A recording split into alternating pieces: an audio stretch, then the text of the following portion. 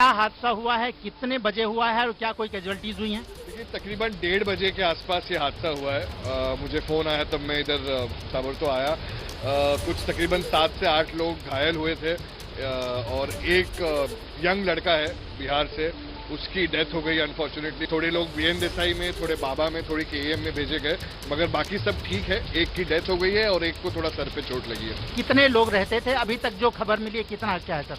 देखिए ये बिल्डिंग तो एक आप देखेंगे तो 4 माले की थी, मगर उसमें से एक माला गिरा और आपस में जब गिरा तो आजू बाजू के जो माले हैं उस पे मलबा गया है। अभी भी आप देखेंगे तो फायर ब्रिगेड है और मलबा बहुत अटका हुआ है। हम यही दुआ करते हैं, यही प्रार्थना करते हैं कि मलबे के अंदर अभी कोई हो नहीं, और इतनी बारिश हो रही है तो ये चीजें और भी मुश्किल कर रही है। मुंबई के बांद्रा खेरवाड़ी इलाके की रजाक चौल में एक हादसा भी हो गया। आप देख सकते हैं कि यहाँ पर ये 4 मंजिला घर बनाया गया था और उसका हिस्सा जो है गिर गया है और काफ़ी सकरा इलाका है। देख सकते हैं कि कितनी हालत जो है खराब है। करीब बताया जाता है कि इसमें 5 लोग जो है घायल हुए हैं और एक व्यक्ति की मृत्यु की अभी तक जो खबर है वो आई है। आप देख सकते हैं कि फायर ब्रिगेड के जवान यहाँ पर लगातार काम कर रहे हैं। काफ़ी सकरा जो है इलाका है, गली है, जिसमें जो है काम करने में दिक्कत हो रही है। लेकिन ये जो हादसा हुआ है उसमें 5 लोग जो है घायल बताए जा रहे हैं, एक की मृत्यु हुई और अभी कुछ लोग क्या दबे हो सकते हैं इसकी जो है यहाँ पर पूरी जांच चल रही है। यहाँ पर मलबा हटाने का काम चल रहा है। तो मुंबई में ये हादसा हुआ है रजाक चौल खेरवाड़ी बांद्रा इलाके में। कैमरामैन योगेंद्र गुप्ता के साथ राजेश त्रिपाठी, एबीपी न्यूज़, मुंबई। तो मानसून से पहले की बारिश भी मुंबई वालों के लिए आफत बनकर आई है। बांद्रा इलाके से ये तस्वीरें, सुबह सुबह दुखद तस्वीरें। हालांकि हम ऐसी उम्मीद करते हैं कि मलबे में कोई और दबा ना हो। लगातार राहत और बचाव का काम चल रहा है। दिल्ली में आज से अनलॉक की प्रक्रिया शुरू। ऑड इवन की तर्ज पर सुबह 10 बजे से रात 8 बजे तक खुलेंगे मॉल्स और बाजार। मोहल्ले की सभी दुकानों को भी खोलने की इजाजत। शराब की दुकानें भी खुलेंगी। दिल्ली में प्राइवेट ऑफिस 50% क्षमता के साथ सुबह 9 बजे से शाम 5 बजे तक खुलेंगे। सरकारी दफ्तरों को खोलने का निर्देश। क्लास 1 ऑफिसर 100% और बाकी अधिकारी कर्मचारी 50% क्षमता के साथ काम करेंगे। दिल्ली में आज से दौड़ेगी 50% मेट्रो। डीएमआरसी के मुताबिक ट्रेनों की संख्या क्रमिक तरीके से बढ़ाई जाएगी। मेट्रो के अंदर सामाजिक दूरी का पालन करना जरूरी। 50% यात्रियों को सफर करने की इजाजत। दिल्ली में फिलहाल नहीं खुलेंगे जिम, स्पा, थिएटर, रेस्टोरेंट्स, बार और स्विमिंग पूल। सार्वजनिक पार्क, शैक्षणिक संस्थान भी अभी बंद रहेंगे। महाराष्ट्र में आज से 5 लेवल के आधार पर अनलॉक। लेवल 1 के जिलों को सबसे ज्यादा छूट। 5% संक्रमण दर वाले शहर और जिलों को पूरी तरह से खोलने की इजाजत। मुंबई में आज से सुबह से शाम 4 बजे तक खुलेंगी दुकानें। रेस्टोरेंट और सार्वजनिक जगहों को भी खोलने की इजाजत, लेकिन मॉल्स, सिनेमाघर और मल्टीप्लेक्स बंद रहेंगे। वीकेंड कर्फ्यू जारी रहेगा। मुंबई में आज से शुरू होगी बस सेवा। सीट से ज्यादा यात्रियों को सफर करने की इजाजत नहीं। यात्रियों को मास्क पहनना अनिवार्य होगा। लोकल ट्रेनों में स्वास्थ्य सेवा से जुड़े लोग, जरूरी सेवाओं और महिलाओं को सफर करने की इजाजत। महाराष्ट्र के सीएम ने स्थानीय प्रशासन को जमीनी हालात के हिसाब से फैसला लेने को कहा। उद्धव ठाकरे की लोगों से अपील, कहा अभी कोरोना खत्म नहीं हुआ है, लोग नियमों का पालन करें। सीएम उद्धव ठाकरे ने प्रमुख उद्योगपतियों के साथ की अहम बैठक। बोले सोच समझकर कदम उठा रही है सरकार। बैठक में उदय कोटक, संजीव बजाज समेत कई उद्योगपति शामिल हुए। नागपुर में महाराष्ट्र के मंत्री नितिन राउत के साथ अधिकारियों की मैराथन बैठक। लेवल 1 में आने के बाद भी नागपुर को पूरी तरह से अनलॉक नहीं करने का फैसला। शाम 5 बजे तक ही खुलेंगी दुकान। यूपी में 4 जिलों को छोड़कर सभी जिलों से हटा कोरोना कर्फ्यू। आज से नोएडा, गाजियाबाद में भी खुलेंगे बाजार। सीएम योगी आदित्यनाथ टीम 9 के साथ बैठक करेंगे। हरियाणा में कर्फ्यू 14 जून तक बढ़ा, लेकिन ऑड इवन फॉर्मूले के तहत खुलेंगी दुकानें। 50% क्षमता के साथ रेस्टोरेंट्स भी खुलेंगे।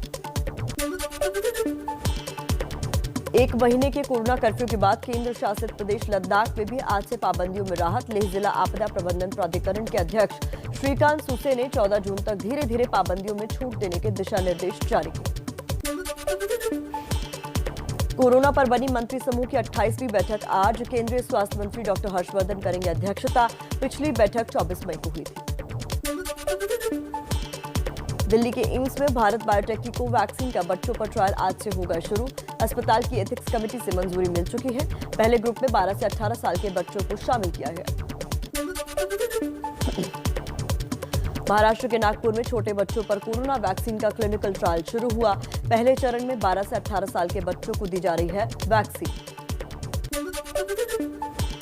यूपी की महिलाएं आज से पिंक बूथों पर लगवा सकेंगी कोरोना का टीका। योगी सरकार ने शुरू किया विशेष वैक्सीनेशन अभियान। पिंक बूथ पर सिर्फ महिला कर्मचारियों की होगी तैनाती। देश में कोरोना की रफ्तार में लगातार कमी। 24 घंटे में 1,14,460 नए केस मिले। 2,677 लोगों की हुई मौत। अब तक 23 करोड़ 13 लाख से ज्यादा लोगों को वैक्सीन की डोज लग चुकी है।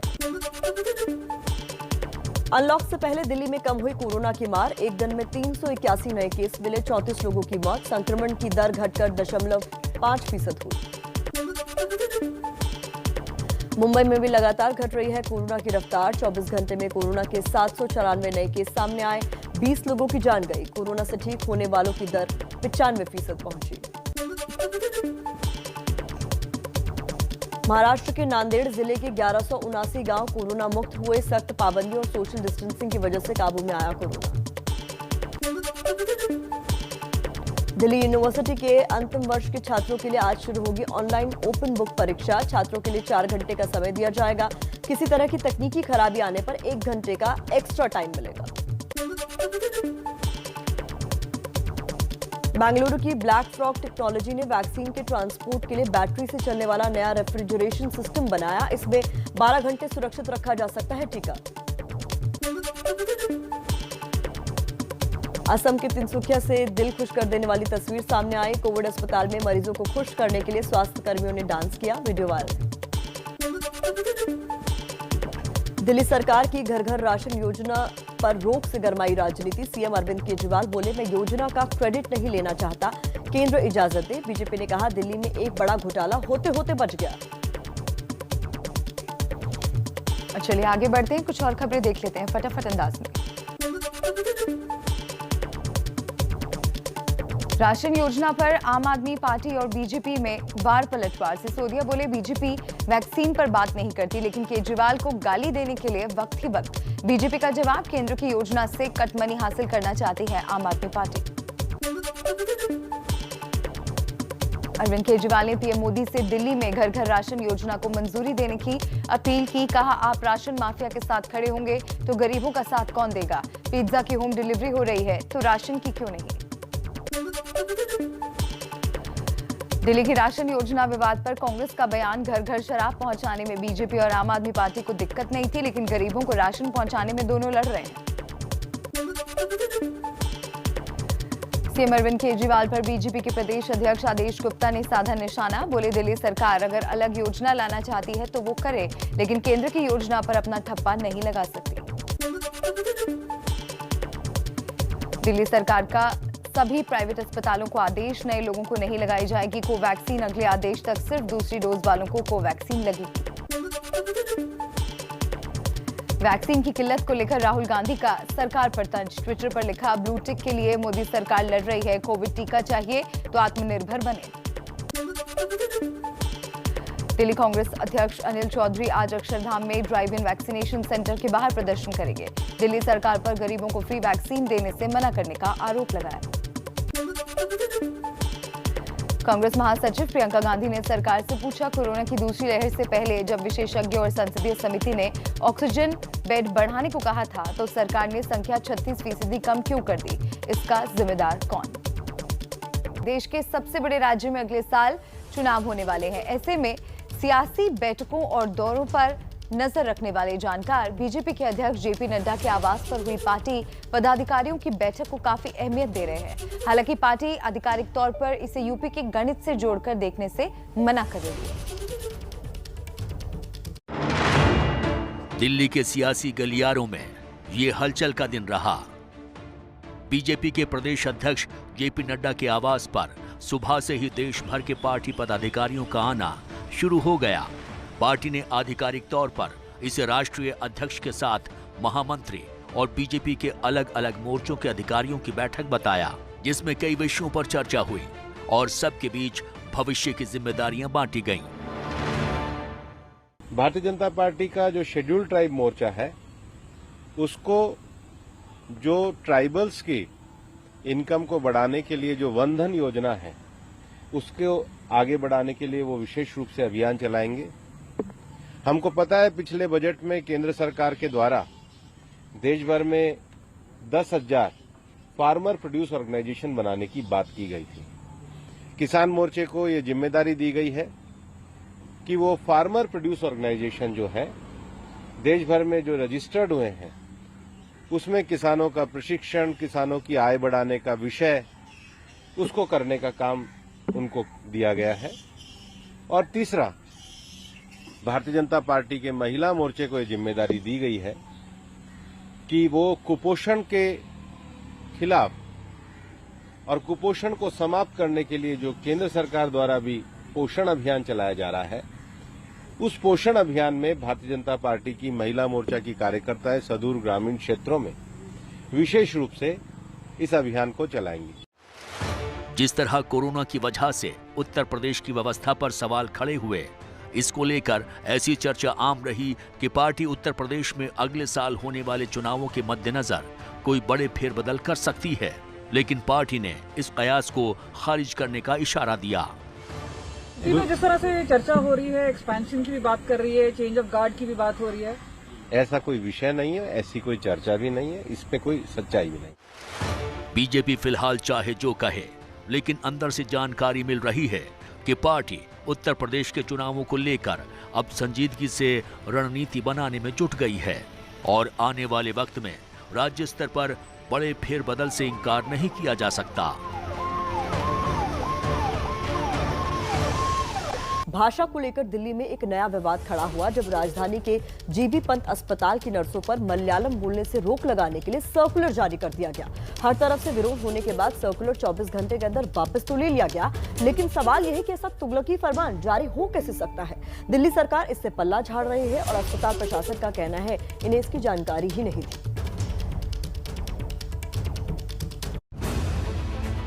डॉक्टरों के भरोसे जब अस्पताल में हम इलाज के लिए भर्ती होते हैं तो इलाज के दौरान 24 घंटे हमारी सेवा एक नर्स ही करती है और दिल्ली समेत देश के कई शहरों में केरल से महिलाएं नर्स का प्रोफेशन चुनकर आती हैं। लेकिन शनिवार को यहाँ के एक अस्पताल में जारी हुआ एक ऐसा सर्कुलर जिसने अस्पताल प्रशासन समेत सरकार पर सवाल खड़े कर दिए। 5 जून की तारीख के साथ इस सर्कुलर को GPMER यानी Govind Ballabh Pant institute of post graduate medical education and research के नर्सिंग सुपरिंटेंडेंट के नाम से जारी किया गया, जिसमें लिखा था, अस्पताल में काम की जगहों पर बातचीत के लिए मलयालम भाषा के इस्तेमाल को लेकर एक शिकायत मिली है, जबकि ज्यादातर मरीजों और सहकर्मियों को ये भाषा नहीं आती और इस वजह से वो मजबूर महसूस करते हैं और इससे असुविधा होती है। नर्सिंग के सभी स्टाफ को ये निर्देश दिया जाता है कि वो बातचीत के लिए सिर्फ हिंदी या अंग्रेजी भाषा का ही प्रयोग करें, वरना सख्त कार्रवाई की जाएगी। इसे लेकर जमकर विवाद हुआ, सोशल मीडिया पर अस्पताल की फजीहत हुई और राजनीति भी जमकर हुई। केरल के वायनाड से सांसद और कांग्रेस के पूर्व राष्ट्रीय अध्यक्ष राहुल गांधी ने ट्वीट करके इस सर्कुलर को भाषा के आधार पर भेदभाव बताते हुए कहा कि मलयालम भाषा भी उतनी ही भारतीय भाषा है जितनी कोई अन्य भाषा। केंद्रीय मंत्री हरदीप सिंह पुरी ने ट्विटर पर केजरीवाल सरकार पर निशाना साधा। शासन में कमी, दिल्ली गवर्नमेंट हॉस्पिटल ने नर्सों के मलयालम बोलने पर रोक लगाने वाला ऑर्डर वापस लिया। प्रशासन कहता है उन्हें ऑर्डर की जानकारी नहीं थी। स्वास्थ्य मंत्री अधिकारियों पर आरोप लगा रहे हैं। इसी सिलसिले में दिल्ली सरकार के स्वास्थ्य विभाग ने भी जीबी पंत अस्पताल को मेमो जारी करा। वहीं जीबी पंत नर्सेज एसोसिएशन का ये कहना है कि जो फरमान में लिखे गए, सेक्युलर में लिखे गए शब्द हैं, उनकी वो कड़ी निंदा करते हैं और वो इन शब्दों से असहमत हैं। It is a fact that no one is speaking to the patient in Malayalam or any other regional languages. That's the normal practice going on. So we are feeling it is a threat to our linguistic freedom. मामले में GB Pant nurses association के president Leeladhar Ramchandani ने बताया कि दिल्ली सचिवालय से एक शिकायत फॉरवर्ड होकर नर्सिंग सुपरिंटेंडेंट के पास आई थी। उसी आधार पर ये सर्कुलर जारी किया गया था। इस कंप्लेंट में विचार करने के बाद में, आपसी डिस्कशन के बाद में, मेडिकल डायरेक्टर से डिस्कशन के बाद में इस कंप्लेंट पे फैसला लिया गया है कि मेडिकल डायरेक्टर इस ऑर्डर को इमीडिएटली विड्रॉ कर रहे हैं और नर्सेज के बीच में जीबी पंत हॉस्पिटल को में किसी प्रकार का कोई कॉन्फ्लिक्ट नहीं है। दिग्गज अभिनेता दिलीप कुमार की तबीयत पहले से बेहतर और स्थिर है। कल उनकी तबीयत खराब होने के बाद अस्पताल में उन्हें भर्ती किया गया था। उनके आधिकारिक ट्विटर हैंडल से ऐलान किया गया कि वो जल्द घर लौटेंगे। मुंबई में खार के पीडी हिंदुजा अस्पताल में भर्ती कराए गए दिलीप कुमार की अच्छी सेहत के लिए, लेकिन शाम को उनके आधिकारिक ट्विटर हैंडल से स्थिति साफ कर दी गई। व्हाट्सएप संदेशों पर भरोसा न करें, साहब की तबीयत स्थिर है। आप सबकी दुआओं और प्रार्थनाओं के लिए शुक्रिया। डॉक्टर के मुताबिक अगले 2-3 दिन में वो घर पर होंगे। अस्पताल के सूत्रों से मिली जानकारी के मुताबिक दिलीप कुमार के फेफड़ों में पानी भर गया है और सांस लेने में तकलीफ के चलते उन्हें ऑक्सीजन सपोर्ट पर रखा गया है। लेकिन दिलीप कुमार को न तो आईसीयू में रखा गया है और न ही वेंटिलेटर पर। उनका इलाज सामान्य वार्ड में चल रहा है। रविवार की सुबह मुंबई में खार के हिंदुजा अस्पताल में भर्ती कराए गए दिलीप कुमार की हालत पहले से बेहतर और स्थिर बताई जा रही है। इस सूत्र ने हमें ये भी कहा कि दिलीप कुमार को ना तो आईसीयू में रखा गया है और ना ही वेंटिलेटर पर। उनका इलाज सामान्य वार्ड में चल रहा है। डॉक्टरों के हवाले से कहा गया है कि दिलीप कुमार की हालत पहले से बेहतर और स्थिर है और हो सकता है कि 2-3 दिनों में वो अपने घर लौट आएं। दिलीप कुमार की तबीयत खराब होने की खबर मिलने के बाद एनसीपी प्रमुख शरद पवार भी हिंदुजा अस्पताल पहुंचे थे। वहां उन्होंने दिलीप कुमार की पत्नी सायरा बानो से मुलाकात कर हालचाल जाना था। इस बीच यूपी के एटा से एक बड़ी खबर आ रही है। एटा में नेशनल हाईवे 91 पर ट्रक की टक्कर से भीषण हादसा हुआ है। हादसा इतना भयानक था कि टक्कर के बाद दोनों ट्रक में आग लग गई, जो आप तस्वीरों में साफ तौर पर देख सकते हैं। हादसे में दोनों ट्रक के साथ एक ट्रक पर लदे 9 ट्रैक्टर भी जलकर खाक हो गए। हादसे में ट्रॉला के ड्राइवर की जलकर मौत हो गई है। दूसरे ट्रक के ड्राइवर के बारे में अभी जानकारी नहीं मिल पाई है। दमकल की 2 गाड़ियों ने किसी तरह आग पर काबू पाया।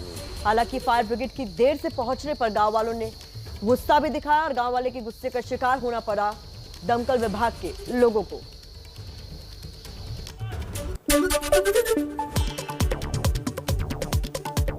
मुंबई के बांद्रा खेरवाड़ी इलाके में 4 मंजिला इमारत का एक हिस्सा गिर गया। इस हादसे में 1 की मौत, 5 घायल।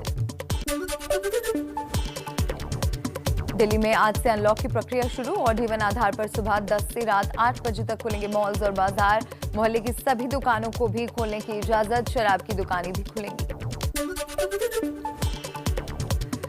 दिल्ली में प्राइवेट ऑफिस 50% क्षमता के साथ सुबह 9 बजे से शाम 5 बजे तक खुलेंगे। सरकारी दफ्तरों को खोलने का निर्देश। क्लास 1 ऑफिसर 100% और बाकी अधिकारी कर्मचारी 50% क्षमता के साथ करेंगे काम। दिल्ली में आज से दौड़ी 50% मेट्रो। डीएमआरसी के मुताबिक ट्रेनों की संख्या क्रमिक तरीके से बढ़ाई जाएगी। मेट्रो के अंदर सामाजिक दूरी का पालन करना जरूरी। 50% यात्रियों को सफर करने की इजाजत।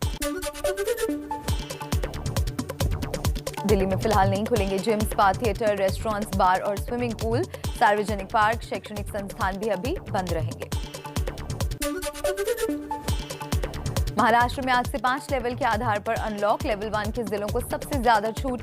5% संक्रमण दर वाले शहर और जिलों को पूरी तरह से खोलने की इजाजत। मुंबई में आज से सुबह से शाम 4 बजे तक खुलेंगी दुकानें। रेस्टोरेंट और सार्वजनिक जगहों को भी खोलने की इजाजत, लेकिन मॉल्स, सिनेमाघर और मल्टीप्लेक्स बंद रहेंगे। वीकेंड कर्फ्यू जारी रहेगा। मुंबई में आज से शुरू होगी बस सेवा। सीट से ज्यादा यात्रियों को सफर की इजाजत नहीं। यात्रियों को मास्क लगाना अनिवार्य। लोकल ट्रेनों में स्वास्थ्य सेवा से जुड़े लोग, जरूरी सेवाओं और महिलाओं को सफर करने की इजाजत। महाराष्ट्र के सीएम ने स्थानीय प्रशासन को जमीनी हालात के हिसाब से फैसला लेने को कहा। उद्धव ठाकरे की लोगों से अपील। कहा अभी कोरोना खत्म नहीं हुआ है, लोग नियमों का पालन जरूर करें। सीएम उद्धव ठाकरे ने प्रमुख उद्योगपतियों के साथ की अहम बैठक। बोले सोच समझकर कदम उठा रही है सरकार। बैठक में उदय कोटक, संजीव बजाज समेत कई उद्योगपति हुए शामिल। नागपुर में महाराष्ट्र के मंत्री नितिन राउत के साथ अधिकारियों की मैराथन बैठक। लेवल 1 में आने के बाद भी नागपुर को पूरी तरह से अनलॉक नहीं करने का फैसला। शाम 5 बजे तक ही खुलेंगी दुकानें। यूपी में 4 जिलों को छोड़कर सभी जिलों से हटा कोरोना कर्फ्यू। आज से नोएडा, गाजियाबाद में भी खुलेंगे बाजार। सीएम योगी आदित्यनाथ टीम 9 के साथ बैठक करेंगे। हरियाणा में कोरोना कर्फ्यू 14 जून तक बढ़ा, लेकिन ऑड इवन फॉर्मूले के तहत खुलेंगी दुकानें। 50% क्षमता के साथ रेस्टोरेंट भी खुलेंगे। एक महीने की कोरोना कर्फ्यू के बाद केंद्र शासित प्रदेश लद्दाख में भी आज से पाबंदियों में राहत ले जिला आपदा प्रबंधन प्राधिकरण के अध्यक्ष श्रीकांत सुसे ने 14 जून तक धीरे धीरे पाबंदियों में छूट देने के दिशा निर्देश जारी किए। कोरोना पर बनी मंत्री समूह की 28वीं बैठक आज केंद्रीय स्वास्थ्य मंत्री हर्षवर्धन करेंगे अध्यक्षता। पिछली बैठक 24 मई को हुई थी। दिल्ली के एम्स में भारत बायोटेक की कोवैक्सीन का बच्चों पर ट्रायल आज से होगा शुरू। अस्पताल की एथिक्स कमेटी से मंजूरी मिल चुकी है। पहले ग्रुप में 12 से 18 साल के बच्चों को शामिल किया जाएगा।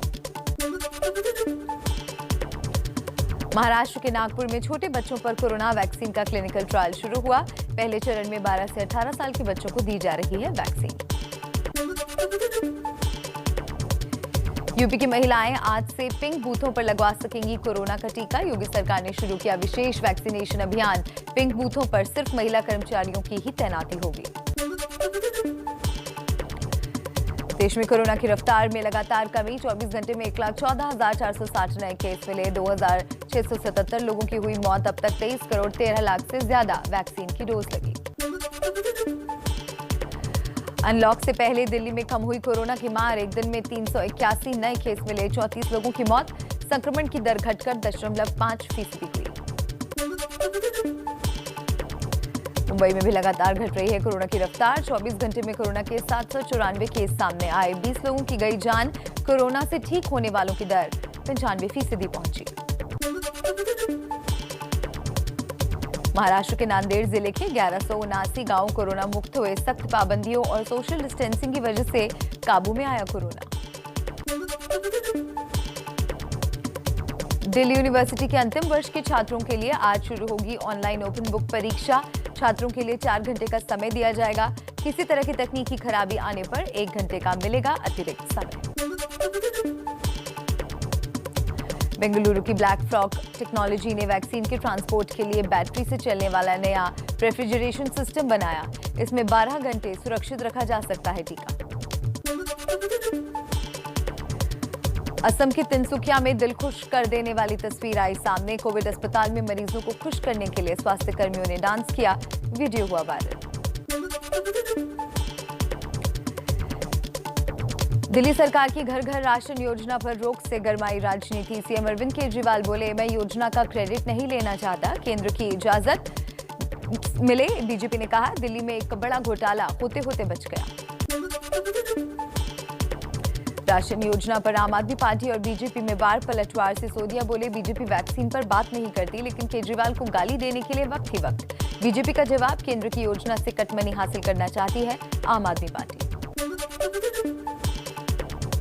अरविंद केजरीवाल ने पीएम मोदी से दिल्ली में घर घर राशन योजना को मंजूरी देने की अपील की। कहा, आप राशन माफिया के साथ खड़े होंगे तो गरीबों का साथ कौन देगा? पिज्जा की होम डिलीवरी हो रही है तो राशन की क्यों नहीं?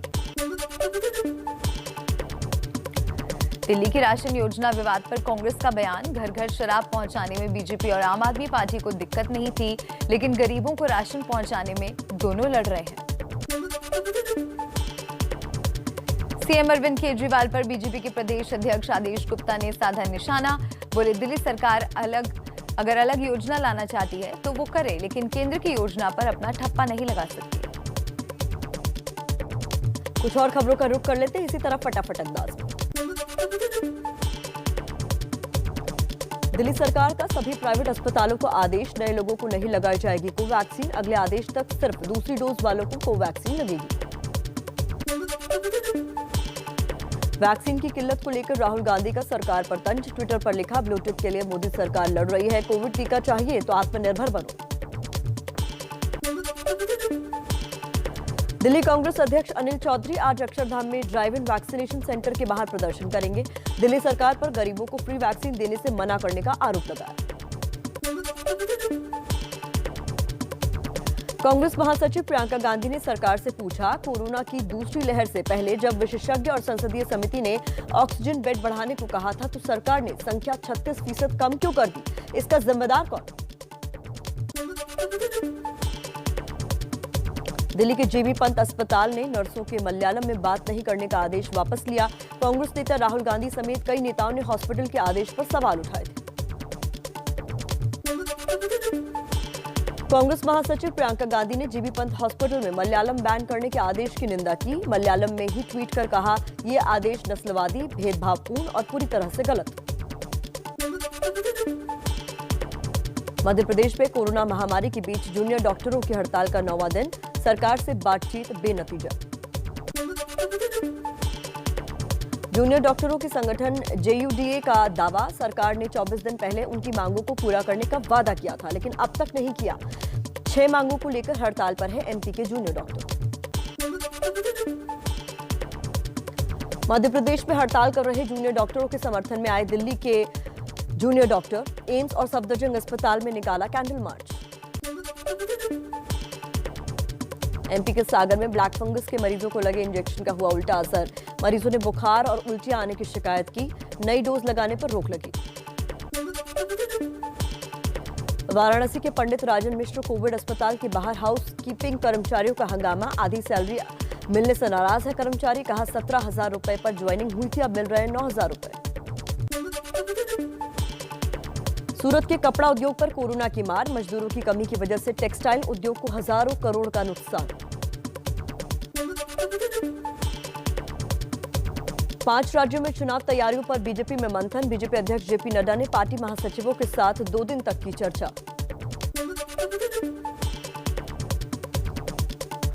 बीजेपी महासचिवों के साथ प्रधानमंत्री मोदी से मिले पार्टी अध्यक्ष JP नड्डा। आगामी विधानसभा चुनाव की तैयारियों में जुटी है बीजेपी। JP नड्डा के साथ बैठक के बाद बोले बीजेपी महासचिव भूपेंद्र यादव। कहा, यूपी कैबिनेट विस्तार पर कोई चर्चा नहीं हुई, न ही नेतृत्व परिवर्तन पर कोई बातचीत हुई। यूपी बीजेपी के प्रभारी राधा मोहन सिंह ने लखनऊ में राज्यपाल आनंदीबेन पटेल से मुलाकात की। कहा, शिष्टाचार भेंट के लिए आया था, योगी सरकार के काम की तारीफ की। महाराष्ट्र में सरकारी दफ्तरों पर भगवा झंडा फहराने पर बढ़ा विवाद। शिवसेना नेता संजय राउत ने कहा, भगवा झंडा लगाना महाराष्ट्र की शान। छत्रपति शिवाजी महाराज के राज्याभिषेक दिवस पर सभी सरकारी दफ्तरों पर लगाया गया है झंडा। पश्चिम बंगाल में TMC सांसद महुआ मोइत्रा का राज्यपाल पर परिवारवाद का आरोप। कहा, राज्यपाल जगदीप धनखड़ ने बड़ी संख्या में अपने परिचितों को राजभवन में नियुक्त किया। बंगाल के राज्यपाल जगदीप धनखड़ ने राज्य में कानून व्यवस्था को बताया चिंताजनक। मुख्य सचिव HK द्विवेदी को तलब किया। किसानों को संपूर्ण क्रांति दिवस की बधाई पर सुशील मोदी का लालू पर तंज। कहा, राबड़ी देवी को CM बनाकर क्रांति हुई थी। लालू यादव की बेटी रोहिणी यादव का सुशील मोदी पर पलटवार। ट्विटर पर लिखा, जिसको मां बहनों का भी सम्मान करने का संस्कार नहीं, वो नेता तो क्या इंसान कहलाने के लायक नहीं। हरियाणा में गिरफ्तार किसानों की रिहाई की मांग को लेकर आज थानों का घेराव करेंगे किसान। संयुक्त किसान मोर्चा ने किया ऐलान। हरियाणा के टोहना में पुलिस स्टेशन के बाहर किसान नेता राकेश टिकैत ने दिया धरना। गिरफ्तार किसानों की रिहाई की मांग को लेकर प्रदर्शन किया। फिल्म अभिनेता संजय दत्त ने नागपुर में केंद्रीय मंत्री नितिन गडकरी से मुलाकात की। कहा, शिष्टाचार मुलाकात। कोलकाता में बीजेपी नेता शुभेंदु अधिकारी के करीबी राखल बेरा गिरफ्तार। नौकरी के नाम पर पैसे ठगने के आरोप में गिरफ्तारी हुई। पश्चिम बंगाल के भाटपारा में बम धमाके में एक मजदूर की मौत। बीजेपी का दावा, बीजेपी कार्यकर्ता था मजदूर। पुलिस ने एक आरोपी को हिरासत में लिया। हैदराबाद इंटरनेशनल एयरपोर्ट से 78 करोड़ की हेरोइन जब्त। युगांडा से आई महिलाओं के सामान से मिला हेरोइन। अलीगढ़ जहरीली शराब कांड का मुख्य आरोपी और 1 लाख का इनामी ऋषि शर्मा पुलिस की गिरफ्त में। जहरीली शराब बेचकर 50 से ज्यादा लोगों की जान लेने का आरोप। PNB के MD SS मल्लिकार्जुन बोले, विजय माल्या की प्रॉपर्टी बेचने से बैंक का बकाया लोन होगा वसूल। NARCL में हिस्सेदारी खरीदेगा पंजाब नेशनल बैंक। 8,000 करोड़ रुपए का NPA ट्रांसफर करने की तैयारी।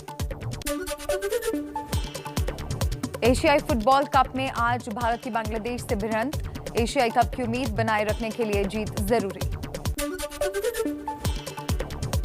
यूरोपियन चैंपियनशिप के बाद अब वर्ल्ड कप की तैयारी में जुटे भारतीय निशानेबाज आज से क्रोएशिया के जाग्रेब में शुरू करेंगे ट्रेनिंग।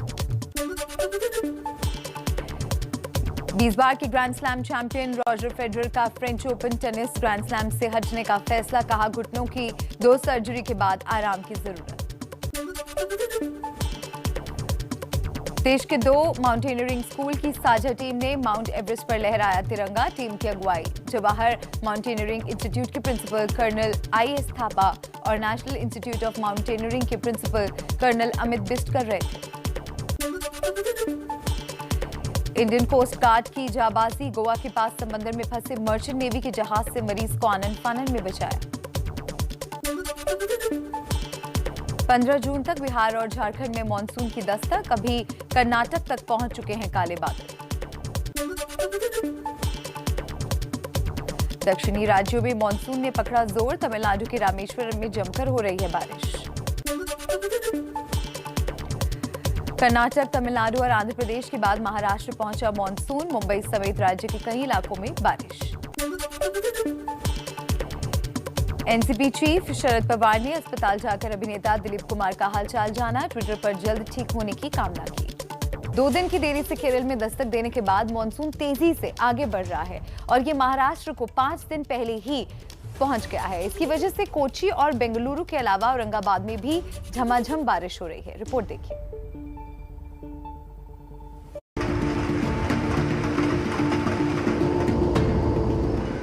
दो दिन की देरी से केरल में दस्तक देने के बाद यहां के ज्यादातर इलाकों में मानसून की अच्छी बारिश हो रही है।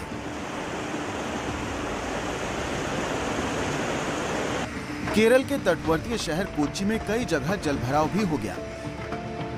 हालांकि यातायात पर इसका कोई खास प्रभाव नहीं पड़ा है।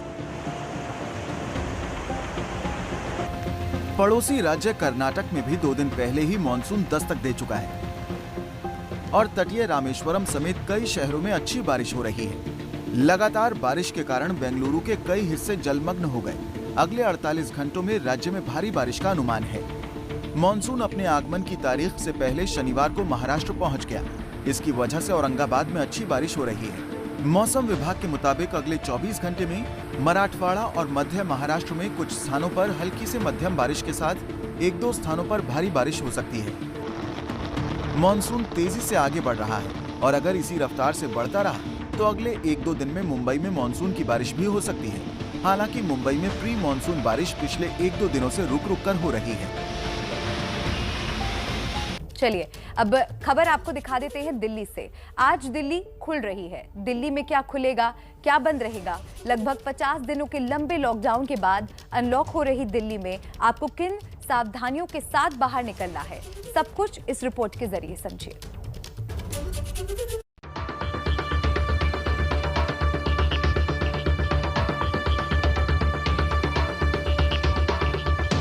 देश की राजधानी दिल्ली, आपकी अपनी दिल्ली खुल रही है। फिर से दुकानों में लगे शटर के ताले खुल रहे हैं। फिर से मेट्रो दौड़ रही है। सबसे पहले समझिए क्या है दिल्ली का अनलॉक प्लान। ऑड इवन के आधार पर बाजार और मॉल खुलेंगे। इसका मतलब है आधी दुकान एक दिन खुलेंगी और आधी दुकान दूसरे दिन खुलेंगी। शराब की दुकानें भी ऑड इवन के आधार पर ही खोली जाएंगी। आपके आस पड़ोस की दुकानें हर दिन खुलेंगी। दुकानें सुबह 10 बजे से रात 8 बजे तक खोली जा सकेंगी। सरकारी दफ्तरों में ग्रुप ए के अधिकारी 100% क्षमता के साथ काम करेंगे। बाकी ग्रुप के अधिकारी और कर्मी 50% क्षमता के साथ काम करेंगे। जरूरी सेवा वाले सेक्टर 100% क्षमता के साथ काम करेंगे। प्राइवेट दफ्तर अपनी 50% क्षमता के साथ सुबह 9 बजे से शाम 5 बजे तक खुलेंगे। 50% यात्रियों के साथ मेट्रो भी चलेगी। जो दिल्ली में सूनी सड़कें दिखाई दे रही थी, दिल्ली में जो जल जीवन पूरी तरह से गायब दिखाई दे रहा था, वो कहीं ना कहीं फिर से जीवित होता हुआ दिखाई देगा। दिल्ली सरकार मार्केट खोलने जा रही है, उसका हम स्वागत करते हैं।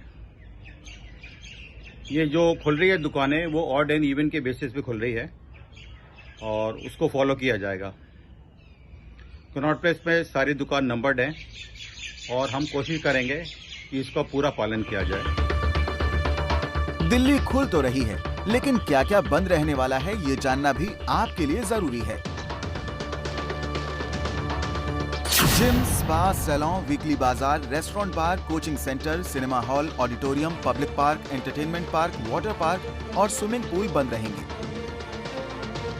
इसलिए इन कामों के लिए आप घर से बाहर ना निकलें। अगर काम के सिलसिले में बाहर निकलना है तो दिल्ली मेट्रो की सवारी करें, जो कि 50% क्षमता के साथ आपको आपकी मंजिल तक पहुंचाने के लिए तैयार है।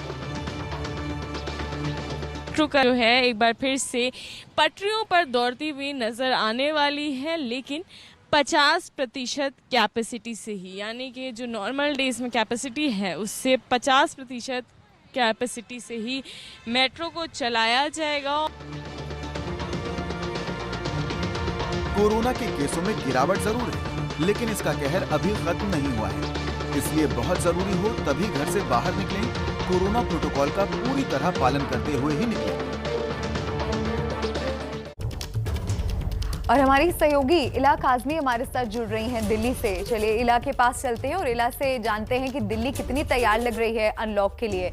इला, आप इस वक्त कहां पर मौजूद हैं और दर्शकों तक तस्वीरें पहुंचाइए। क्या हलचल देखने को मिल रही है आज दिल्ली में? जी बिल्कुल, राजधानी दिल्ली में आज अनलॉक दूसरे दौर का पहला दिन है और बिल्कुल हलचल देखने को मिल रही है। राजधानी दिल्ली की सड़कों की बात करें तो काफ़ी ज़्यादा यहाँ पर चहल पहल है। मैं इस समय अक्षरधाम मेट्रो स्टेशन के बाहर मौजूद हूँ और मैं आपको बता दूँ आज जो दिल्ली में ऑफिसेज भी खुल रहे हैं प्राइवेट 50% कर्मचारियों की क्षमता के साथ, तो ऐसे में लोग जो है वो निकले हुए हैं बाहर। और यहाँ पर आप देख सकते हैं आम दिनों में जो काफ़ी ज़्यादा लॉकडाउन पिछले 50 दिन से चल रहा था, उसके बाद आज जो है चहल पहल नज़र आ रही है, लोग निकले हुए हैं। लेकिन बसों में थोड़ी समस्या हो रही है। अगर आपको मेरी तस्वीरों से दिख रहा होगा कि बसों में थोड़ा चढ़ने उतरने में भीड़ भाड़ ज़रूर इकट्ठा हो रही है और यहाँ पर लोग हालांकि सभी मास्क लगा करके ही निकल रहे हैं और प्राइवेट के साथ साथ सरकारी जो ऑफिसेज हैं उनमें भी 50% कर्मचारी जो है वो आ रहे हैं। तो ऐसे में जब काम शुरू हो गया है, कामकाज शुरू हो गया है, तो लोग घरों से निकल रहे हैं। और अगर बात करें दिल्ली मेट्रो की तो मेरे सामने आपको अक्षरधाम मेट्रो स्टेशन भी दिख रहा होगा। तो 50% क्षमता के साथ मेट्रो चल रही है। ट्रेन जो है ड्यूरेशन ट्रेन का वो प्लेटफॉर्म पर बढ़ा दिया गया है ताकि वो ट्रेन के दरवाजे जो खुलते हैं उनके बढ़ने की जो अवधि है उसको भी बढ़ा दिया जाए। क्योंकि आपने देखा होगा कि पहले क्या होता था कि जो ट्रेन से चढ़ने उतरने में काफ़ी भीड़ भाड़ और धक्का मुक्की जैसा दृश्य नज़र आता था, उसी को अवॉइड करने के लिए ये कोशिश की गई है। तभी आप देख सकते हैं कि अभी यहाँ पर 15 मिनट पहले एक ट्रेन थी और अभी भी यहाँ पर 8 मिनट की और वेटिंग दिखा रहा है, यानी कि कम से कम 15 मिनट की जो है वेटिंग आपको करनी ही पड़ेगी हर स्टेशन में, ताकि मतलब भीड़ भाड़ ना हो। एक स्टेशन पे ट्रेन पूरा अपना इस बीच बहुत जरूरी रहेगा। बिल्कुल, दिल्ली का हाल इला से आपने जाना। आगे मुंबई का हाल बताएंगे हमारे सहयोगी राजेश त्रिपाठी भी जो हमारे साथ जुड़ गए। राजेश, आपका मैं रुख करूंगी, उससे पहले बात महाराष्ट्र की हो जानी चाहिए। देखिए, सिर्फ दिल्ली ही नहीं, महाराष्ट्र भी आज से अनलॉक हो रहा है। कोरोना के हॉटस्पॉट कहे जाने वाले महाराष्ट्र ने भी सिलसिलेवार तरीके से आज से अनलॉक की तरफ कदम बढ़ा दिए हैं।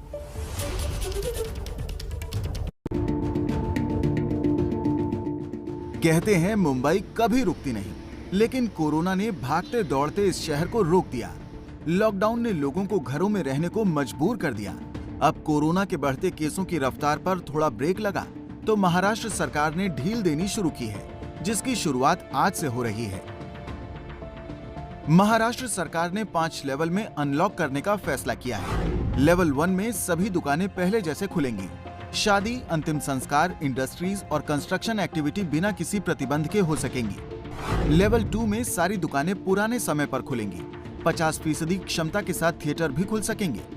लेवल 3 में जरूरी सामान बेचने वाली दुकानें हर दिन दोपहर 4 बजे तक ही खुलेंगी। मुंबई को लेवल 3 में ही रखा गया है। गैर जरूरी सामान बेचने वाली दुकानें सोमवार से शुक्रवार ही खुलेंगी। मॉल और थिएटर बंद रहेंगे।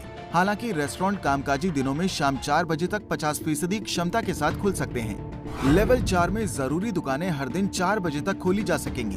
5 बजे के बाद लोगों की आवाजाही पर रोक रहेगी। वीकेंड कर्फ्यू लागू होगा। लेवल 5 में लॉकडाउन जैसे प्रतिबंध जारी रहेंगे। यहाँ इमरजेंसी के अलावा आने जाने पर रोक रहेगी।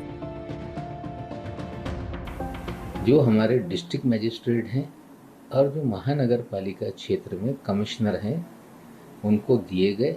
वही जिला और शहर के डिजास्टर मैनेजमेंट के मुखिया हैं, वो परिस्थिति का जायजा लेके सारे नियमों को पालन कराने का काम करेंगे।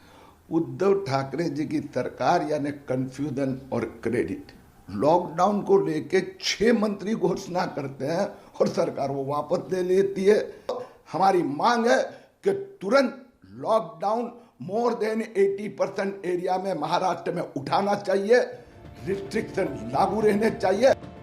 मुंबई समेत महाराष्ट्र के कई शहरों में मिली राहत से आम लोगों से लेकर व्यापारियों तक के चेहरे में खुशी ला दी है, लेकिन यहाँ संभलना जरूरी है क्योंकि महाराष्ट्र कोरोना की हर लहर में सबसे बड़ा हॉटस्पॉट बनता रहा है और यहाँ से ऐसी तस्वीरें अक्सर सामने आती रही हैं।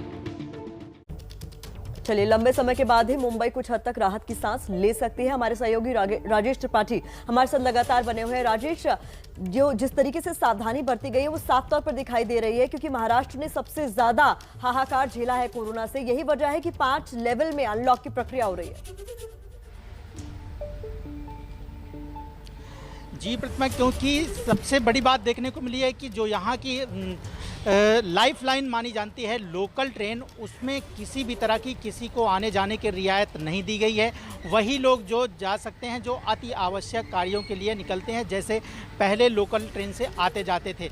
लेकिन अनलॉक की प्रक्रिया जो शुरू हुई है और मुंबई जो तीसरे श्रेणी में आता है, यहाँ जो दुकानदार हैं उनके चेहरों पर रौनक देखने को मिल रही है। मैं पीछे तस्वीरें अगर दिखाना चाहूँ तो यहाँ सुबह से ही दुकानों का खुलना शुरू हो गया है, दुकानों पे ग्राहक उनके आने लगे हैं। लेकिन यहाँ के जो व्यापारी हैं उनमें सबसे बड़ी चिंता की बात यही है कि जब तक मुंबई में लोकल ट्रेन नहीं शुरू होती है, क्या उनके ग्राहक आएंगे, क्या मुंबई में वो चहल पहल हो सकेगी। लेकिन सरकार ने लोगों को ध्यान में रखते हुए दुकानें खुल रही हैं, उनके आने जाने के लिए जो बसेज हैं उनको जो है वहाँ पे उससे जो है यात्रा करने के लिए छूट दी है, लेकिन उसमें वही लोग बैठ सकते हैं, जितनी सीटें हैं उतने ही मात्रा में लोग बैठ सकते हैं, यात्री आ जा सकते हैं। तो मुंबई में काफ़ी जो व्यापारी वर्ग है उनमें खुशी देखने को मिल रही है और सुबह से ही मुंबई जो 4 बजे से ही यहाँ पर रौनक देखने को मिल जाती है, वो दुकानों के बाहर दिखना शुरू हो गया है। जी, शुक्रिया राजेश, आपका भी बहुत बहुत शुक्रिया। दर्शकों तक ताज़ा अपडेट आप दोनों ने पहुंचाई। नज़र आप बनाए रखिएगा, अपडेट्स के लिए आपके पास लौटते रहेंगे क्योंकि देखिए अनलॉक की तरफ धीरे धीरे अब ये राज्य बढ़ रहे हैं, प्रक्रिया शुरू हो चुकी है। लेकिन ये मौका पहले से ज़्यादा सावधान हो जाने का है क्योंकि अगर हम नहीं संभले तो फिर से लॉकडाउन की नौबत आ जाएगी और लॉकडाउन से किस हद तक आर्थिक नुकसान होता है बता रही हैं प्रतिमा। संक्रमण की सुनामी रोकने के लिए लॉकडाउन लगाना पड़ा था, लेकिन इससे अर्थव्यवस्था को भारी नुकसान पहुंचा। हर तबके के लोगों पर बोझ बढ़ा है। आपको टच स्क्रीन के माध्यम से बताते हैं कि लॉकडाउन के दौरान लोगों की कमाई पर क्या कुछ असर पड़ा है। तो चलिए सबसे पहले देख लेते हैं कि पिछले कुछ महीनों में लॉकडाउन के दौरान बेरोजगारी की दर में कैसे दिन ब दिन इजाफा होता गया है। तो अलग अलग तारीख आपके सामने रखी है हमने महीने के हिसाब से, और इसके हिसाब से आप आंकड़ों के जरिए समझिए कि स्थिति क्या रही। 14 मार्च 2021 में बेरोजगारी दर 6.6% रही। आगे बढ़ते हैं। 4 अप्रैल की अगर बात करें तो बेरोजगारी दर बढ़ गई, 8.2% हो गई। 11 अप्रैल को ये 8.6% हो गई। तो अभी लगातार आप ये जो ट्रेंड देख रहे हैं इसमें इजाफा होता गया, लेकिन ये तारीख महत्वपूर्ण, 25 अप्रैल को इसमें कुछ कमी देखी गई, बेरोजगारी दर 7.4% हो गई। फिर जब 2 मई की हम बात करते हैं तो एक बार फिर से इसमें इजाफा देखा गया, बेरोजगारी दर 8.2% हो गई। 9 मई की अगर हम बात करें तो बेरोजगारी दर 8.7% हो गई। 16 मई की अगर हम बात करें तो ये और बढ़ गई, 14.5% हो गई बेरोजगारी दर, और 23 मई को यह आंकड़ा पहुंच गया 14.7%। अब आपको बताते हैं कि पिछले कुछ महीनों में कितने लोग बेरोजगार हो गए, यानी जिनके पास काम था लेकिन अब छिन गया है, उन्हें घर बैठना पड़ रहा है। क्या स्थिति है, आंकड़ों के जरिए आपके सामने रख रहे हैं। तो देखिए ये अलग अलग महीनों की हम अगर बात करें तो अप्रैल महीने में कितने लोग बेरोजगार हो गए, 73,50,000 लोग बेरोजगार हो गए, इनका काम धंधा इनसे छिन गया। मई महीने की अगर बात करें तो 1,53,00,000 लोग बेरोजगार हो गए, और जनवरी से लेकर मई तक के कुल आंकड़ों की बात करें तो यह है 2,53,00,000 का। इतनी बड़ी संख्या में लोगों को अपना काम धंधा गंवाना पड़ा। अगर आप इनकम टैक्स भरते हैं, ये खबर आपसे जुड़ी हुई है। आयकर भरने के तरीके अब पहले से काफी आसान होने वाले हैं। टैक्स पेयर्स के लिए बड़ी खबर, आज से आयकर का नया ऑनलाइन पोर्टल 1 जून से 6 जून तक इनकम टैक्स डिपार्टमेंट का पुराना पोर्टल काम नहीं कर रहा था। अब आज से नया पोर्टल काम करेगा और ये पहले से ज्यादा यूजर फ्रेंडली भी होगा, जिससे ITR फाइल करने में आसानी होगी और रिफंड भी जल्दी मिलेगा। सभी ट्रांजैक्शन, अपलोड और पेंडिंग एक्शन एक ही डैशबोर्ड पर दिखेंगे। ऑनलाइन और ऑफलाइन दोनों ही स्थितियों के लिए ITR के लिए तैयारी करने का सॉफ्टवेयर मुफ्त में उपलब्ध है। इसमें करदाताओं को असिस्ट करने की सुविधा भी होगी और प्री फाइलिंग का विकल्प भी मिलेगा, ताकि कम से कम डेटा एंट्री करनी पड़े। इसमें ITR फाइल करना, उसे रिव्यू करना और कोई एक्शन लेना आसान हो जाएगा। डेस्कटॉप पोर्टल की सभी जरूरी सुविधाएं मोबाइल ऐप पर भी उपलब्ध होंगी। नए पोर्टल में नया टैक्स पेमेंट सिस्टम लाया जाएगा, जिसमें भुगतान के लिए नेट बैंकिंग, UPI, RTGS और NEFT जैसी सुविधाएं भी होंगी। केंद्रीय प्रत्यक्ष कर बोर्ड CBDT के मुताबिक उनका इनकम टैक्स का नया पोर्टल आज से चालू हो जाएगा, लेकिन टैक्स पेमेंट का नया सिस्टम और मोबाइल ऐप 18 जून से एक्टिवेट होगा, जिससे किसी भी करदाता को परेशानी का सामना न करना पड़े।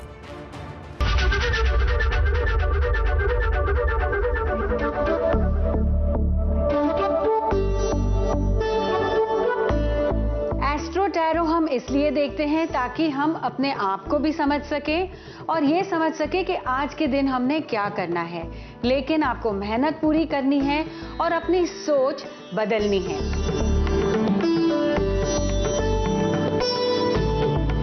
चलिए शुरू करते हैं सबसे पहले एरीज यानी मेष राशि से। आपके जो सिंबल्स हैं ये आए हैं डिसिप्लिन। अगर आप डिसिप्लिन में नहीं हैं तो अब आपको एक प्लानिंग करनी है ताकि आप डिसिप्लिन लाइफ जिएं।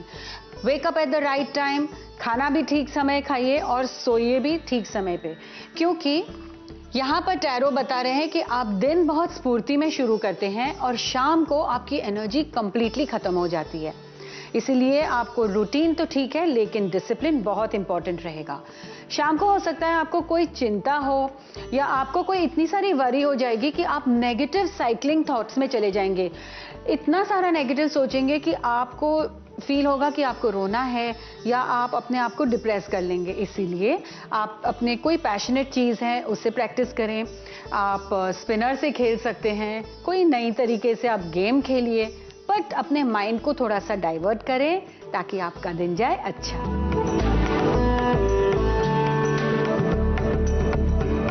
अब बारी है वृषभ राशि यानी टॉरस। आपका कार्ड आया है कि आप एनर्जेटिक फील करेंगे सुबह में और आप बहुत पॉजिटिव माइंडसेट में रहेंगे, जिससे आपका काम बढ़ेगा आगे। और आपको सिंबल्स ये कह रहे हैं कि आपको हार्मनी बनानी है। अकेले ही मत दौड़िए, अपने टीम को साथ में लीजिए, सबकी राय लीजिए ताकि आप आगे अपना काम दूसरों को भी दे सकें और अपना और ज़्यादा कुछ काम कर सकें। You can do lot more.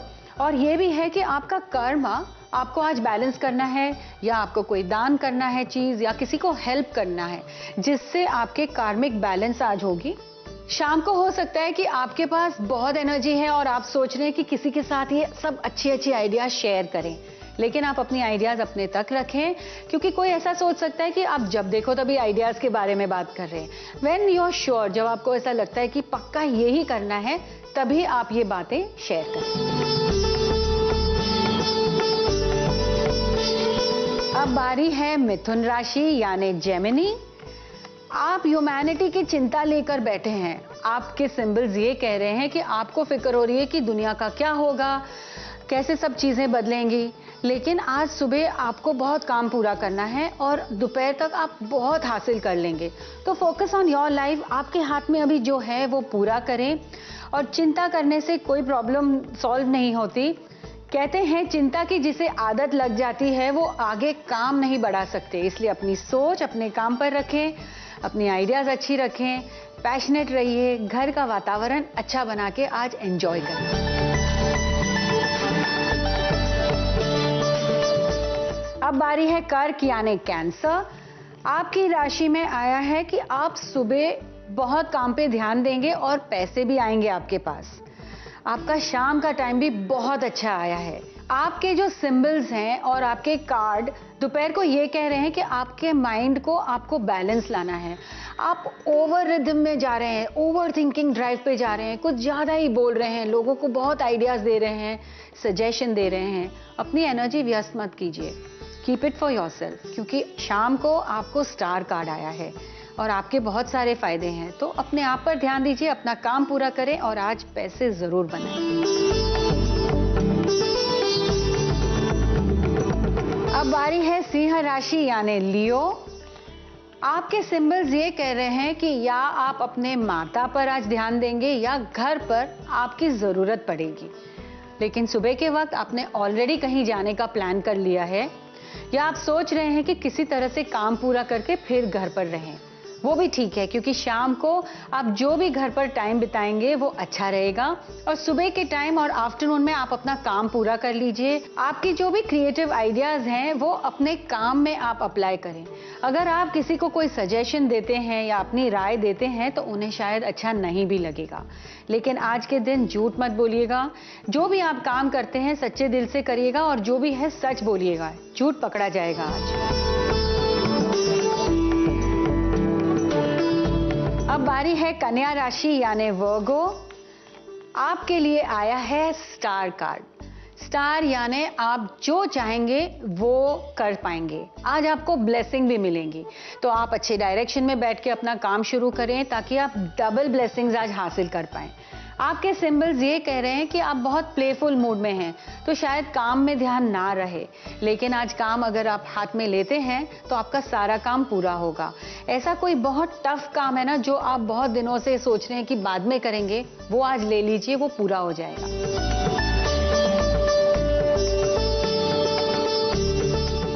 अब बारी है तुला राशि यानी लिब्रा। आप एनर्जेटिक मूड में हैं और आपके सिंबल कह रहे हैं कि आज आप पावर में हैं।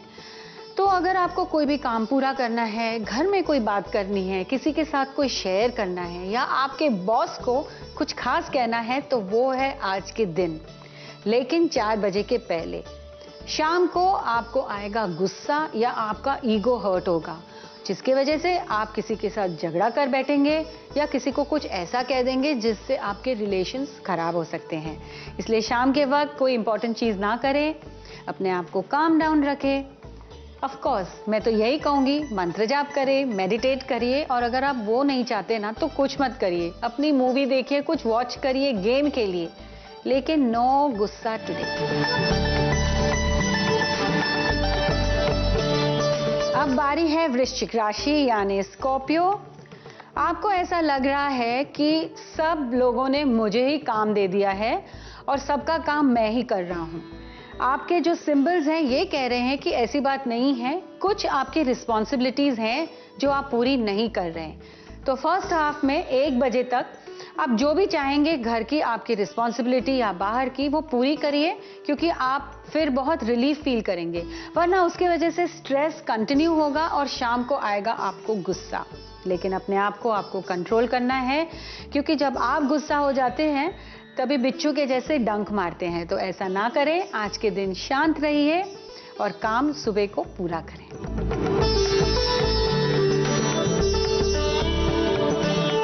अब बारी है धनु राशि यानी सैजिटेरियस। आपके सिंबल कह रहे हैं कि आप लॉ ऑफ प्रोबेबिलिटी पर काम करेंगे, यानी होगा या नहीं होगा आपको नहीं पता, लेकिन आपको जल्दबाजी है। तो अभी आज आपको जल्दबाजी नहीं करनी है अंटिल यू आर श्योर, क्योंकि हारना मना है। और स्पेशली जब आप राशिफल देखते हैं तो आपको अपनी लाइफ प्लान करनी है। आज के दिन आपका कोई खास काम नहीं बनेगा, इसलिए कोई डिसीजंस मत लीजिए, रिलैक्स करें, इट्स ओके। आप जब डिसीजन लेंगे तब जीतिएगा जरूर। अब बारी है मकर राशि यानी कैप्रिकॉर्न। आपके सिंबल्स कह रहे हैं कि इंडिविजुअलिटी, आप इतने डिपेंड हो गए हैं सब पर कि आपकी खुद की इंडिविजुअलिटी आप भूल रहे हैं। तो आज के दिन आपको अपना सोचना है और आपको जो मन करे वो डिसीजन लेने हैं। और आज आपका दिन अच्छा भी है।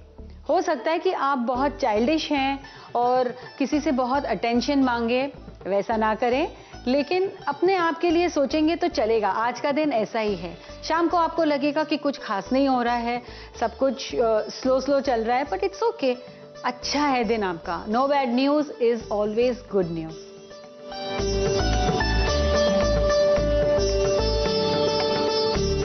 अब बारी है कुंभ राशि यानी एक्वेरियस। आज आपके सिंबल्स कह रहे हैं दोस्ती, फ्रेंडशिप, इसमें अगर लेना देना होता है तो ये याद रखिएगा, पैसे वापस नहीं आएंगे। और अगर किसी से लेना है तो फर्स्ट हाफ 1 बजे के पहले ले लीजिए, आपका काम पूरा हो जाएगा। शाम को आप सोचेंगे कि कल ऐसा करना है वैसा करना है, इतना सब मत सोचिए, लिख लीजिए अपना टू डू लिस्ट और उसी तरह से चलिए। आप बहुत मैकेनिकल हैं, अगर आप चाहते हैं ना, आप मन बनाते हैं ना, तो कुछ भी हासिल कर सकते हैं। सो गो फॉर इट।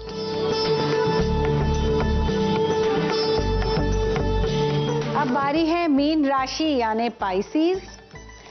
आप लास्ट में आते हैं, लेकिन आपको मिलेगा आज गुड लक। आप कमाएंगे पैसे या आपको सडनली कहीं से कोई ऐसी गिफ्ट मिलेगी जो आप बहुत खुश हो जाएंगे। आफ्टरनून में आप जो भी काम करेंगे उससे हासिल होगी आपको अप्रिसिएशन एंड सेटिस्फैक्शन फीलिंग। बहुत अच्छा लगता है ना जब कुछ काम पूरा करें और आपको लगे कि यस ये मस्त काम हुआ, वैसा दिन है आपका। शाम को आपको हो सकता है ओवर एक्सपेक्टेशन कर रहे हैं अपने आप से, रिलैक्स कीजिए। First half of the day अच्छा है तो chill, it's okay, everything is good. आपकी एक लकी डायरेक्शन है जहां पर आप अगरबत्ती या धूप जलाएं तो आपके जो इष्ट देव हैं वो प्रसन्न होते हैं और उसे कहते हैं नोबलमैन स्टार। इसे एक्टिवेट करने के लिए इन्हें आप प्रेयर कर सकते हैं। ऐसा नहीं है कि आपको कुछ मांगना है, लेकिन जब आप उन्हें प्रसन्न करते हैं और उन्हें एक्टिवेट करते हैं तो आपके तरफ ब्लेसिंग्स और गुड लक हमेशा आता है। आपके लिए खास वेल्थ टिप है कि अगर आपको लगता है कि आपके पैसे बहुत खर्च हो रहे हैं और आपके घर में पैसा बिल्कुल नहीं टिकता है, तो आप अपनी जो प्रेयर बीड्स हैं वो साउथ वेस्ट में रखें। ऐसा करने से थोड़ी और ब्लेसिंग्स आएगी और जो ऊर्जा है उससे बचेंगे आपके पैसे। अगर आप अपने इष्ट देव को जाने तो आपको ब्लेसिंग्स जल्दी मिल सकती है और आपकी एनर्जी और भी पावरफुल हो सकती है। तो आपके इष्ट देव कौन से हैं ये जान सकते हैं आप अपने डेट ऑफ बर्थ से। आपको अपनी डेट ऑफ बर्थ के अंकों को जोड़ना है। अगर आप 26 फरवरी यानी सेकेंड मंथ 1970 में बॉर्न हैं तो आपको ये सारे अंकों को जोड़ना है। नंबर आता है 27, तो आपको 7 + 2 को जोड़ना है और ये होता है 9। तो आपका जो डेस्टिनी नंबर है वो आता है 9 और ये आपको लिख रखना है अपने पास। ये इंपॉर्टेंट है आपका डेस्टिनी नंबर, क्योंकि इससे आपकी पर्सनालिटी भी जुड़ी होती है, आपका लक भी जुड़ा हुआ है और आपके इष्ट देव भी जुड़े हुए हैं। तो जो आपका डेस्टिनी नंबर है और आपकी बर्थ डेट जो है वो आपको जोड़ना है, तो आपको मिलता है 17। आपके इष्ट देव का जो नंबर है वो है 8। नंबर 1 जुड़ा है सूर्य ग्रह से, तो आपका जो इष्ट देव जो हैं वो है विष्णु जी, रामा और शिवा। एक चीज आप समझ लीजिए कि आप कोई भी नंबर ले लीजिए 1 to 9। अगर आपको कोई भी देव में नहीं है बिलीव या आपको लगता है कि नहीं मैं सिर्फ शिव भक्त हूं, तो 1 से 9 में शिव जी सारे नंबरों में आते हैं। लेकिन ये खास जो इष्ट देव हैं इनका जो पावर है वो इन नंबर के लिए और ज्यादा होता है, तो इन्हें प्रे करके आपको और भी पावर मिलेगा और भी मैग्नेटिक एनर्जी मिलेगी। और जो नंबर 1 है, अगर आप सूर्य देव की पूजा करें या अर्क डालें या सूर्य नमस्कार करें तो आपके लिए बहुत अच्छा है। अगर आपका नंबर 2 आता है तो चंद्र ग्रह से आप जुड़े हुए हैं यानी मून। आपके जो इष्ट देव हैं वो है गौरी माँ, दुर्गा माँ और आप इन्हें प्रे कर सकते हैं। अगर आपके पास कोई भी मूर्ति या फोटो नहीं है तो आप चंद्र के लिए साबुत चावल के दाने थोड़े से सफेद कपड़े में सफेद धागे से उसे लिपट के आप उसे सिर्फ अपने चंद्र के इष्ट देव मानकर अपने मंदिर में या अपनी लकी डायरेक्शन में रख सकते हैं। इससे भी आपको होगा फायदा। नंबर 3 जुड़े हैं बृहस्पति ग्रह से, तो आप जो भी अपने गुरु में मानते हैं, वो अगर आपकी टीचर हैं, अपनी माँ है, जो भी, वो गुरु आपके इष्ट देव हुए। लेकिन इष्ट देव में आते हैं महावीर स्वामी, गुरु नानक या अवतार ऑफ साईं बाबा ऑल्सो। आप जिन भी गुरु में मानते हैं उनका फोटो आप लकी डायरेक्शन में रख सकते हैं या अपने मंदिर में रख के पूज सकते हैं। नंबर 4 यानी राहु ग्रह। तो आपके इष्ट देव हैं गणेश जी, विष्णु या माँ दुर्गा। आप देखेंगे कि कभी भी आपके लाइफ में इन इष्ट देव जो आपके स्पेसिफिक नंबर पर हैं, उनसे आपके कोई ना कोई कनेक्शन होगी, आपका उन पे भरोसा होगा या के हॉरोस्कोप में ये इष्ट देव आएंगे।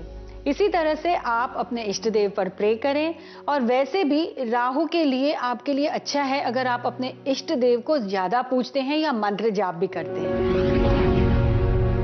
नंबर 5 जो है वो है जुड़े हैं बुध ग्रह से, जिसमें है कृष्णा, श्रीनाथ जी, विष्णु जी और गणेश जी।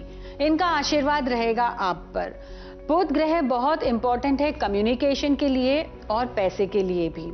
तो जब भी कभी आपको लगे कि आपको कोई तंगी महसूस हो रही है और आपका कॉन्फिडेंस लॉस हो रहा है, तो नंबर 5 वाले अपने इष्ट देव का मंत्र जाप करें, उससे आपको होगा फायदा। नंबर 6 है शुक्र ग्रह से जुड़ा हुआ। माँ लक्ष्मी या सरस्वती, पार्वती और महालक्ष्मी के अलग स्वरूप और श्री कृष्ण को भी पूजा जा सकता है। आपको शुक्र ग्रह आपको ऐशो आराम देता है। शुक्र ग्रह के मेहरबानी से आप सुंदर भी होते हैं और आपकी लाइफ में बहुत परिवर्तन भी आ सकता है। इसलिए अगर आपके इष्ट देव और आप अगर 6 नंबर हैं तो अपने इष्ट देव पर जरूर उनका मंत्र जाप करें और प्रेयर्स भी करें। नंबर 7 है केतु ग्रह से जुड़ा हुआ और नंबर 7 के इष्ट देव हैं सिर्फ गणेश जी। अगर आपको गणेश जी की मूर्तियां या फोटोज कलेक्ट करने का शौक है, आप बहुत सारे इकट्ठे रखते हैं, तो आपको केतु ग्रह के नेगेटिव इफेक्ट भी आ सकते हैं। तो अगर आपका नंबर ये है तो आपको इसकी इफेक्ट के लिए गणेश जी के मंत्र जाप भी करने हैं, लेकिन बहुत सारे गणेश जी की मूर्तियां एक साथ ना रखें। अगर आपका नंबर 8 आता है तो शनि ग्रह से जुड़े हुए हैं आपके इष्ट देव भैरव जी, काली माँ और शनि देव भी। आप शनिवार के दिन पूजा करें और आप मंत्र जाप करें। शनिवार के दिन दान देने से आपके इष्ट देव प्रसन्न होते हैं, तो ऐसा कुछ प्रयास करें। नंबर 9 से जुड़े हैं मंगल ग्रह, हनुमान जी, नवग्रह, कार्तिकेय और गणेश जी आपके इष्ट देव हैं। तो अब आप समझ गए हैं कि आपको करना क्या है।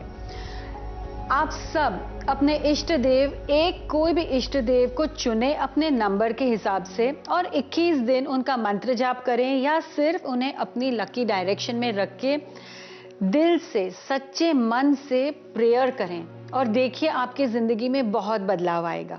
अपनी आस्था को बनाए रखिएगा। कल फिर मिलते हैं और कल देखना मत भूलिएगा आपका फेवरेट शो खुशकिस्मत, क्योंकि आप देखेंगे कैसे आप मनी मैग्नेट बन सकते हैं और आप अट्रैक्ट कर सकते हैं धन संपत्ति भी। आपके लिए कुछ हेल्थ और वेल्थ टिप्स हैं जो आप डेली प्रैक्टिस कर सकते हैं। कल फिर मिलते हैं एबीपी न्यूज पे विद लारा शाह। दिल्ली में अनलॉक की प्रक्रिया शुरू हो गई है। दिल्ली में मेट्रो दौड़ने लगी है, सड़कों पर बस दिखने लगी है। करीब 50 दिन के लॉकडाउन के बाद दिल्ली अनलॉक हो रही है। दिल्ली के अलावा महाराष्ट्र में भी आज से अनलॉक की प्रक्रिया शुरू हो रही है। महाराष्ट्र को 5 लेवल में बांटा गया है, जहां केस कम है और वहां ज्यादा छूट दी गई है। जिन जिलों में केस ज्यादा है वहां कम छूट दी गई है। इसके अलावा आपको बता दें कि दिल्ली से सटे नोएडा और गाजियाबाद को भी आज अनलॉक कर दिया है। इसी के साथ यूपी के 71 जिले अनलॉक हो गए हैं और सिर्फ 4 जिलों में ही कोरोना कर्फ्यू जारी है।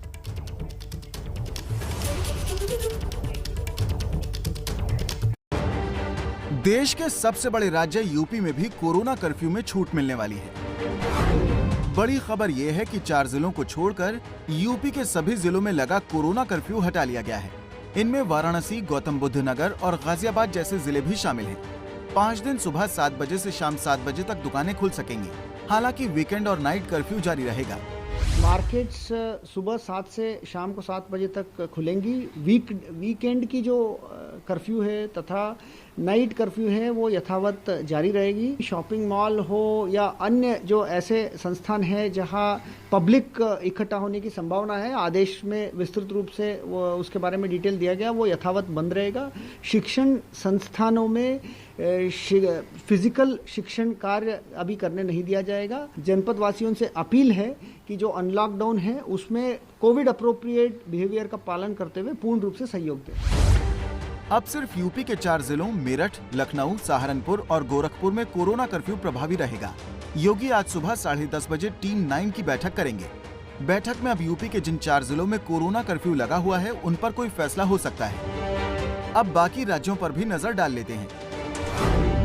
हरियाणा में ऑड इवन फॉर्मूले के साथ दुकानें सुबह 9 बजे से शाम 6 बजे तक खुलेंगी।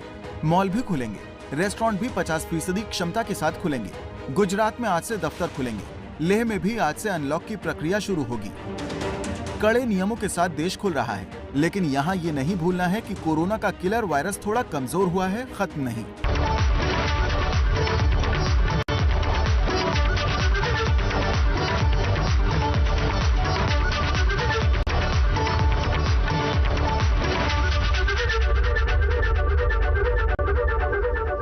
तो हमारे हिसाब से कार्टून तैयार हो गया। इरफान जी का रुख कर लेते हैं। इरफान जी, कार्टून बन गया है मेरे हिसाब से। ये कार्टून एकदम तैयार है। आप बताइए कि आपने इस कार्टून में क्या देखा? मुझे एक दरवाजे पर कदम जाते हुए तो दिख रहे हैं और वापस आते हुए भी दिख रहे हैं। कहीं आपका निशाना डोर स्टेप डिलीवरी की ओर तो नहीं है? क्या बात है, आपने एकदम सही पहचाना, क्योंकि मैंने स्टेप्स एकदम क्लियर बता दिए हैं। वो स्टेप्स जो कि दरवाजे तक तो आए थे आम आदमी के, लेकिन आकर के देखिए आप आते आते आते ये वापस लौट भी रहे हैं। तो इसका मतलब ये है कि केंद्र और राज्य सरकार, दिल्ली सरकार की लड़ाई के बीच में आम आदमी पिस रहा है। बिल्कुल ठीक कहा आपने। और हम देख रहे हैं कि किस तरह से सियासत गरमाई हुई है। दोनों ही पार्टियों के बीच में खींचतान चल रही है और डर इसी बात का है कि कहीं गरीबों को जो अनाज पहुंचाने की योजना है, जो उनके लाभ के लिए है, कहीं उनको इस बात का नुकसान ना हो जाए, दोनों पार्टियों के बीच में चल रही राजनीति की वजह से।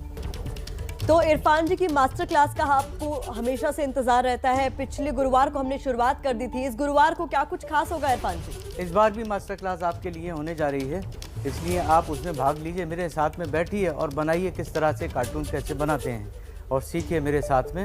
हमारा ईमेल आईडी आपको दिया जा रहा है, उसमें अपनी एंट्रीज भी भेजिए ताकि अच्छी एंट्री होने के बाद में मैं उनको शामिल भी करूँगा। टीवी चैनल पर आपको उन्हें दिखाई जाए।